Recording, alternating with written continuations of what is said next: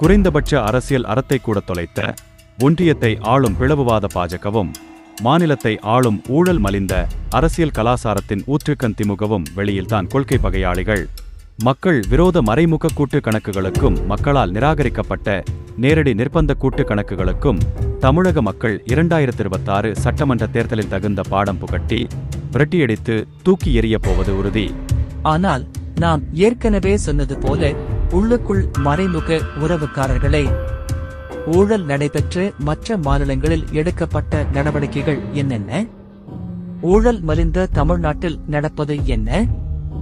மற்ற மாநிலங்களில் ஊழல் செய்தவர் முதலமைச்சரே, ஆனாலும் தக்க சட்ட நடவடிக்கை மேற்கொள்ளப்பட்டதை இந்த நாடறியும்.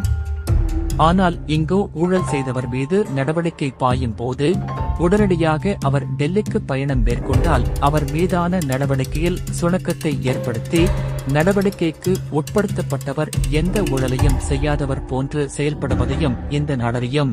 இது போன்ற பல செயல்பாடுகள் பாஜக, திமுக மறைமுக கூட்டு என்பதை வெட்ட வெளிச்சம் ஆக்கியுள்ளன. திமுகவை மறைமுக கூட்டாளியாக ஏற்கனவே தயார் செய்துவிட்ட நிலையில் தன்னுடைய பழைய பங்காளியான அதிமுகவை பகிரங்க கூட்டாளியாக பாஜக மீண்டும் கைப்பிடித்துள்ளது ஒன்றும் ஆக பெரிய ஆச்சரியமில்லை.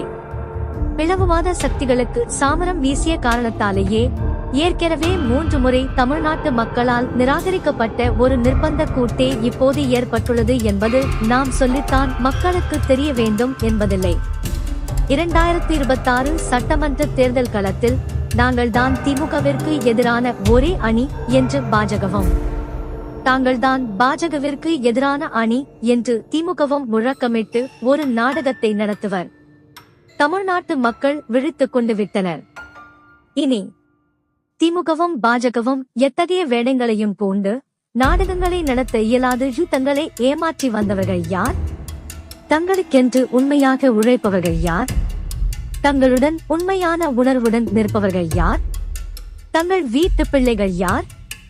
தங்களுக்கான உண்மையான மக்களாட்சியை தர வல்லவர்கள் யார் என்பதை மக்கள் உணரத் தொடங்கி உள்ளனர். அதை நிரூபிக்கும் விதமாக தங்கள் மனத்துக்குள் ஒரு தீர்க்கமான முடிவையும் ஏற்கனவே எடுத்துவிட்டனர்.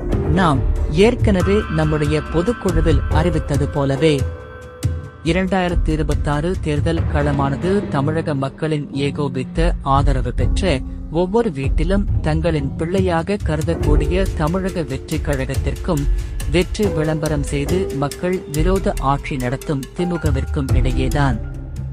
மக்களுக்கு எதிரான, மக்களாட்சிக்கு எதிரான தீய சக்திகளை எதிர்த்து நின்று களமாடி வெல்லப் போவது தமிழக வெற்றி கழகம் மட்டுமே என்பதை மீண்டும் இங்கே பதிவு செய்கிறேன்.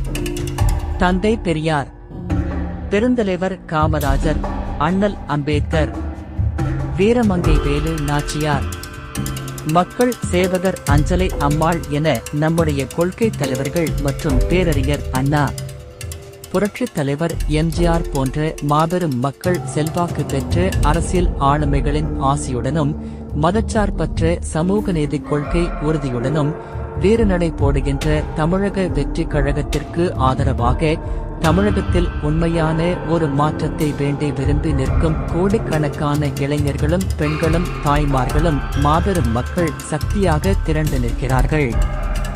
எனவே பிளவுவாத பாஜக மற்றும் மக்கள் விரோத திமுகவின் பகல் கனவு மற்றும் கபட நாடகமான மறைமுக கூட்டு கணக்குகளுக்கும் மக்களால் நிராகரிக்கப்பட்டு நேரடி நிர்பந்த கூட்டு கணக்குகளுக்கும் தமிழக மக்கள் 2026 சட்டமன்ற தேர்தலில் தகுந்த பாடம் புகட்டி விரட்டியடித்து தூக்கி எறியப் போவது உறுதி.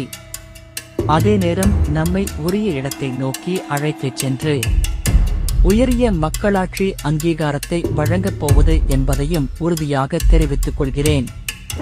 வாகை சூடுவோம்.